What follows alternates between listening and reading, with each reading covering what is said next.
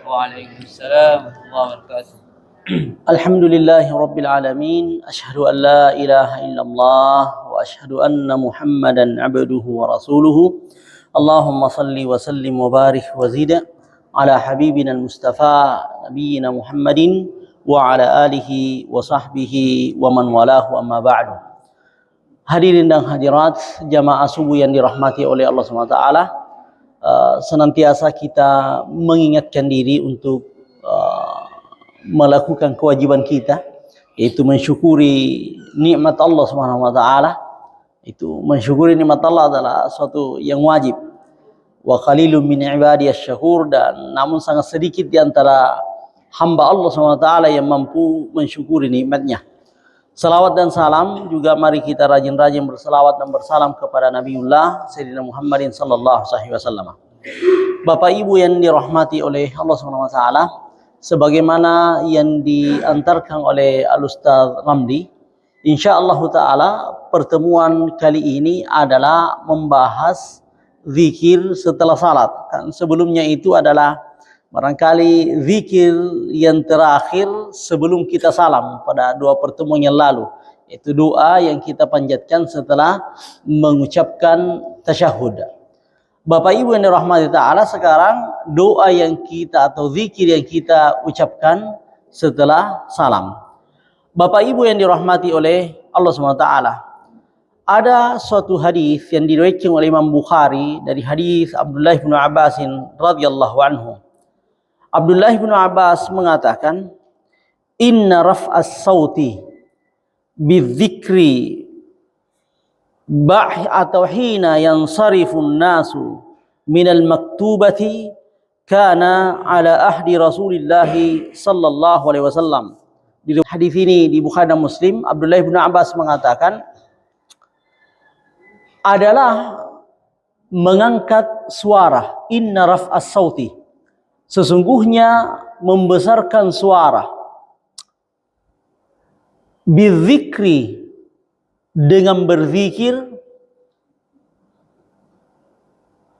ba'dal atau hina insirafi minal maktubati, setelah selesai melaksanakan salat fardu, kana ala ahdi Rasulillah sallallahu alaihi wasallam, itu memang dilakukan di zamannya Nabiullah Muhammad sallallahu alaihi wasallam.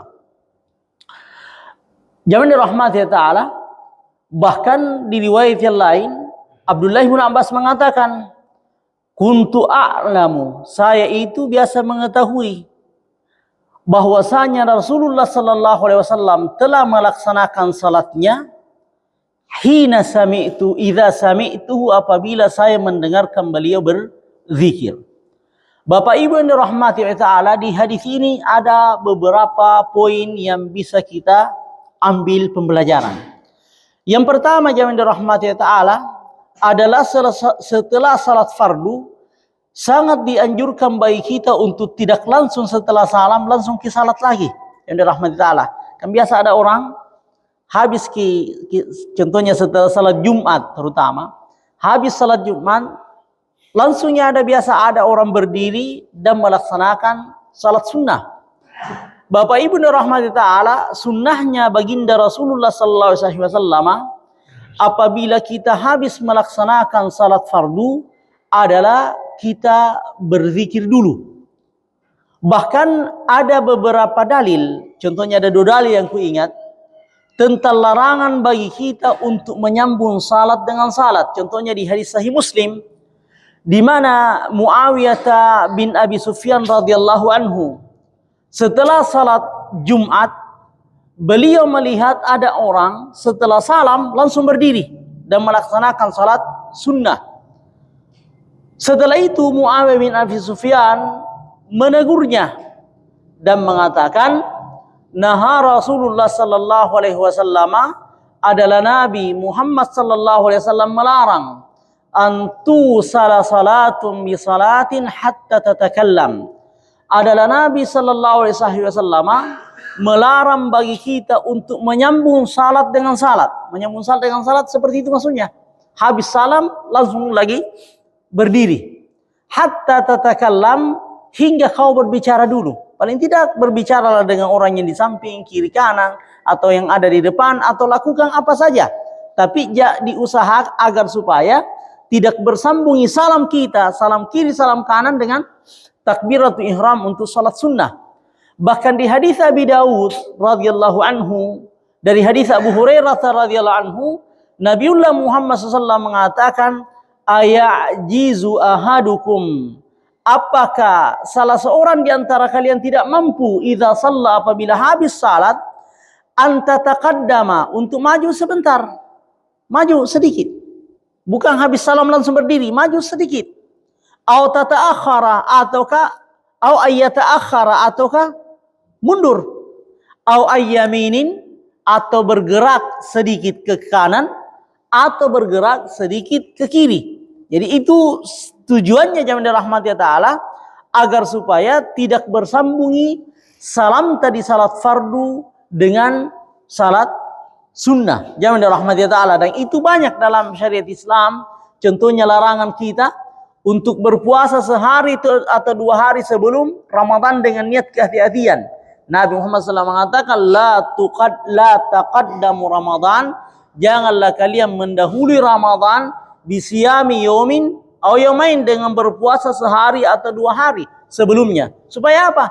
Agar supaya ibadah fardu kita tidak bercampur, tidak bersambung dengan ibadah sunnah kita. Itu poin pertama yang kita petik dari hadis ini.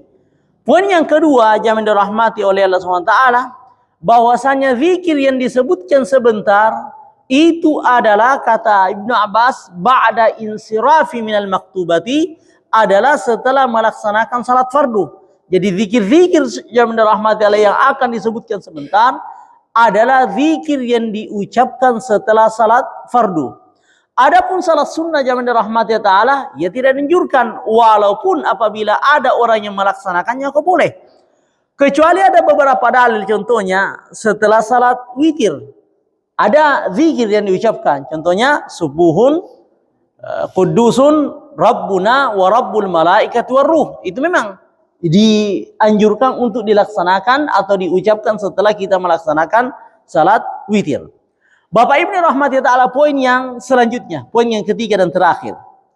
Hadis ini dijadikan dalil oleh sebahagian ulama. Dalam hal ini contohnya Imam Ibnu Hazm al-Zahiri dan juga Imam Tabari. Bahkan Imam Tabari mengatakan, dan itu diriwayatkan dari beberapa salafun saleh, dari golongan sahabat dan tabi'in dan tabi'in, bahwasanya memang dianjurkan seseorang apabila habis salat untuk mengangkat suara, tapi bukan berteriak ya, akan tetapi yang sedang ya, mengangkat suara setelah salat, mengangkat suara dalam berzikir. Makanya Ibnu Abbas mengatakan, nyata sekali riwayat Ibnu Abbas, inna raf'as sauti, sesungguhnya mengangkat suara, membesarkan suara, bizikri, setelah zikir, hina yansarifu minal maktubati, setelah habis melaksanakan salat fardu, kana ala ahdi Rasulillah, itu ada pada zaman baginda Rasulullah sallallahu alaihi wasallam. Jadi ini yang dijadikan oleh dalil oleh sebahagian ulama yang dirahmati oleh Ta'ala, bahwa sehingga mereka menganjurkan untuk membesarkan zikir setelah salat yang dirahmati oleh Allah Ta'ala. Sekali lagi, ini pendapatnya Imam Ibnu Hazm dan juga riwayat dari Imam Ahmad Ibnu Hambalin rahmatullah alaihi rahmatan wasi'atan. Namun di sana ada pemahaman yang lain. Di sana ada pemahaman yang lain. Contohnya Imam Syafi'i dalam bukunya Al-Um, beliau itu, bahkan saya pernah baca ya literatur yang Ahkamul Ahkam, Syarh Umdatul Ahkam, beliau mengatakan bahkan Imam Malik memakruhkannya dan melarangnya untuk dibesarkan suara dalam berzikir setelah salam. Alasannya dia jamaah dirahmati ta'ala adalah firman Allah SWT, wala tajhar bi salatika wala tukhafit biha wabtaghi baina dzalika sabila. Wala tajhar bi salatika, dan janganlah engkau membesarkan salatmu, doamu, diantaranya zikir. wala tukhafif biha, dan jangan juga kecilkan sehingga engkau pun tidak mendengarkannya. Wabtaghi baina dzalika sabila, dan carilah antara keduanya. Makanya pemahamannya Imam Syafi'i dalam bukunya beliau mengatakan hadis Abdullah bin Abbas ini yang dirahmati Ta'ala ini untuk, beliau mengatakan ini dikhususkan bagi imam agar supaya makmum mengetahui zikir-zikir yang dianjurkan setelah melaksanakan salat yang dirahmati Ta'ala. Lalu beliau mengatakan, namun apabila imam telah tahu bahwasanya para makmum sudah mengetahuinya, maka dianjurkan kembali untuk tidak membesarkan zikir. Jadi itu dia yang dirahmati Ta'ala. Itu pendapat yang kedua. Jadi pendapat yang kedua mengatakan zikir setelah salat pada dasarnya dianjurkan untuk dikecilkan. Kecuali kata Imam Syafi'i mengatakan kecuali bagi imam dengan membesarkan dengan tujuan agar supaya makmum mengetahui zikir-zikir apa saja yang dipanjatkan kepada Allah SWT setelah melaksanakan salat fardu. Dan apabila sudah tahu makmumnya, maka dianjurkan jam dirahmati Ta'ala agar supaya tidak membesarkan lagi zikirnya. Itu pendapat yang kedua. Pendapat yang ketiga yang dirahmati Ta'ala mengatakan bil jawaz, dan ini salah satu riwayat dari Imam Ahmad bin Hanbal. Jadi beliau mengatakan tidak dianjurkan namun juga tidak dilarang, tapi dia mengatakan boleh membesarkan zikir ketika kita melaksanakan salat.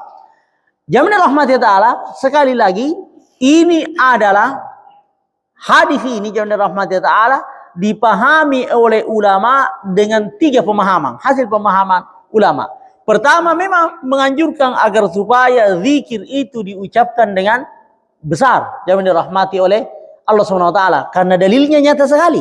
Pernyataan Ibnu Abbas yang mengatakan adalah membesarkan suara dalam berzikir setelah melaksanakan salat fardu itu ada pada zaman Nabiullah Muhammad sallallahu alaihi wasallam, sehingga mereka menganjurkannya. Di antara yang menganjurkannya tadi Imam Ibnu Hazm Al-Zahiri.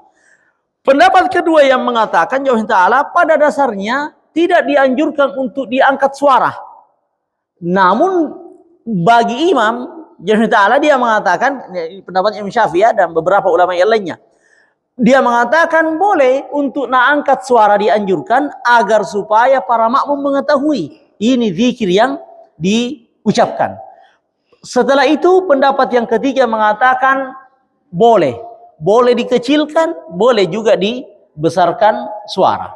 Bapak Ibu yang dirahmati oleh Ta'ala, inilah sebagai pengantar kita dalam pertemuan subuh hari ini. Semoga ada manfaatnya dan saya kembalikan kepada Al-Ustaz Ramli dan saya mengucapkan Assalamualaikum warahmatullahi wabarakatuh. Waalaikumsalam warahmatullahi wabarakatuh.